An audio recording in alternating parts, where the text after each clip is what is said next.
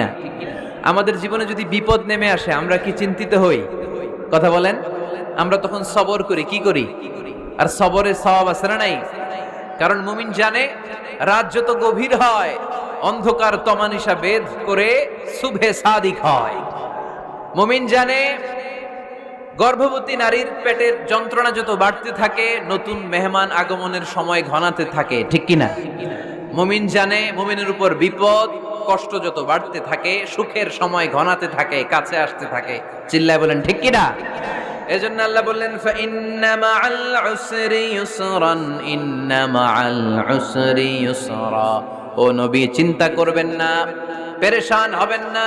মাক্কি জীবনে আপনার দুঃখ কষ্ট, কিন্তু কিছুদিন পরে মাদানী জীবনে আপনার জীবনে সুখ নামিয়ে দিবে কে? আপনার জীবনে আনন্দের বন্যা বইয়ে দিবে কে? মোটিভেশনাল সূরা, পেইন রিলিভিং সূরা।